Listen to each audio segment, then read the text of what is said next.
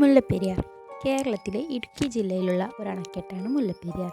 ഈ അണക്കെട്ടിൽ ശേഖരിക്കുന്ന ഒരു നിശ്ചിത അളവ് വെള്ളം തമിഴ്നാട്ടിലെ ജലസേചനത്തിനും വൈദ്യുതി നിർമ്മാണത്തിനും ഉപയോഗിക്കുന്നു.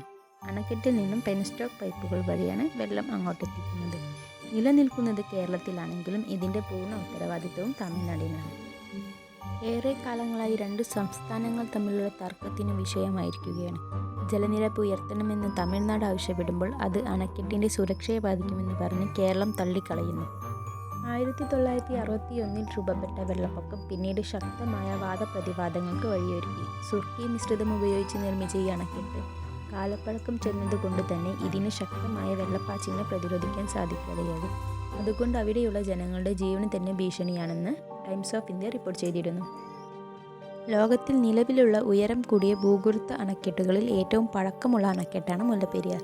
നിർമ്മാണ ഘട്ടത്തിൽ ഇത് ലോകത്തിലെ ഏറ്റവും വലിയ അണക്കെട്ടായിരുന്നു. 15 ദശലക്ഷം ഘനയടി ജലമാണ് ഡാമിൻ്റെ പൂർണ്ണ സംഭരണശേഷി.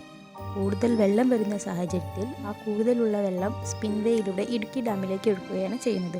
സെക്കൻഡിൽ 107 ഘനയടി വെള്ളമാണ് ഇടുക്കി ഡാമിലേക്ക് ഒഴുകുന്നത്. 24 മണിക്കൂർ കൊണ്ടാണ് ഇത് ലക്ഷ്യസ്ഥാനത്തെത്തുന്നത്. എന്നാൽ ഭൂകമ്പത്തെ തുടർന്നോ മറ്റോ ഡാം തകർന്നാൽ മണിക്കൂറിനുള്ളിൽ ഇടുക്കി ഡാമിലെത്തും. കൂടാതെ 50 അടി ഉയരത്തിൽ വെള്ളം ഇടുക്കി ഡാമിൽ കുതിച്ചുയരും. അതുകൊണ്ട് തന്നെ ആ പ്രദേശത്തുള്ളവരുടെ ജീവന് തന്നെ ആപത്താണ്. ഇതിനും ഭയാനകമാണ് ഇടുക്കി ഡാം തകർന്നാൽ താഴെയുള്ള 11 അണക്കെട്ടുകളും തകരാം. അതിൻ്റെ ഫലമായി ഇടുക്കി, എറണാകുളം, കോട്ടയം, ആലപ്പുഴ, തൃശ്ശൂർ, പത്തനംതിട്ട ഇവിടെയുള്ളവരെല്ലാം വെള്ളത്തിനടിയിലാകും. ഇതിൽ ചിലരെങ്കിലും ചിന്തിക്കും, ആ ജില്ലക്കാരല്ലേ, നമ്മൾ പേടിക്കേണ്ട ആവശ്യമില്ല. എന്നാൽ അവർക്ക് തെറ്റുപറ്റി. കാരണം ഇടുക്കി ഡാം വഴിയാണ് വൈദ്യുതി ഉൽപ്പാദനം. ഇടുക്കി ഡാം തന്നെ തകർന്നു. പിന്നെ ഇവിടെ നിന്ന് കിട്ടുന്ന വൈദ്യുതി ബാക്കിയുള്ള ജില്ലക്കാർ ഇരുട്ടിലാകും. കൂടാതെ നെറ്റ്വർക്കോ ട്രാൻസ്പോർട്ടേഷനോ ഭക്ഷ്യവസ്തുക്കളോ അങ്ങനെ പലതും നഷ്ടമാകും. പിന്നെ വിശപ്പ് സഹിച്ച് മരണവും രോഗങ്ങൾ മൂലമുള്ള മരണവും കൂടും. ഇത്രയധികം ജലവും മൃതശരീരങ്ങളും മനുഷ്യൻ്റെ മാത്രമാണോ ശരീരം? അല്ല. മൃഗങ്ങളുടെയും കല്ലും പാറകളും മരങ്ങളും എല്ലാം കടലിൽ ചെന്ന് പതിക്കുമ്പോൾ കടൽ പിൻവാങ്ങും. എന്നിട്ട് അതിൻ്റെ 10 മടങ്ങ് ശക്തി കരയിലേക്ക് ആഞ്ഞടിക്കും. അപ്പോൾ ബാക്കിയുള്ളവരുടെ കാര്യത്തിൽ തീരുമാനമായി. 50 വർഷം മാത്രം കാലാവധി പറഞ്ഞ മുല്ലപ്പെരിയാർ ഡാം 128 വർഷത്തിന് മുകളിൽ അവിടെ അവശേഷിക്കുന്നു എങ്കിൽ അത് ആരുടെയൊക്കെ ആയുസിൻ്റെ ഫലമാണ്. എന്നാലും ഒന്നോർക്കുക, അതൊരു മനുഷ്യനിർമ്മിതിയാണ്. ഇന്നല്ലെങ്കിൽ നാളെ അത് തകരുക തന്നെ ചെയ്യും. വയനാട്ടിലെ ദുരന്തം നമ്മുടെ മനസ്സിനെ എത്രത്തോളം വേദനിപ്പിച്ചോ അതിലും ഭീകരമായിരിക്കും മുല്ലപ്പെരിയാറിൻ്റെ തകർച്ച.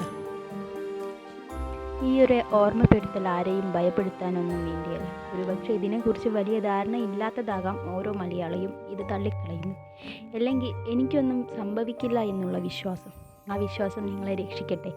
എന്നിരുന്നാലും ഡീകമ്മീഷൻ പെറ്റീഷനിൽ സൈൻ ചെയ്തു എന്ന് വിചാരിച്ച് ആർക്കും ഒന്നും നഷ്ടപ്പെടാനില്ല. എന്നാൽ ഒരുപാട് ജീവൻ്റെ വിലയുണ്ട് നിങ്ങളുടെ ഓരോരുത്തരുടെയും സൈനിൽ.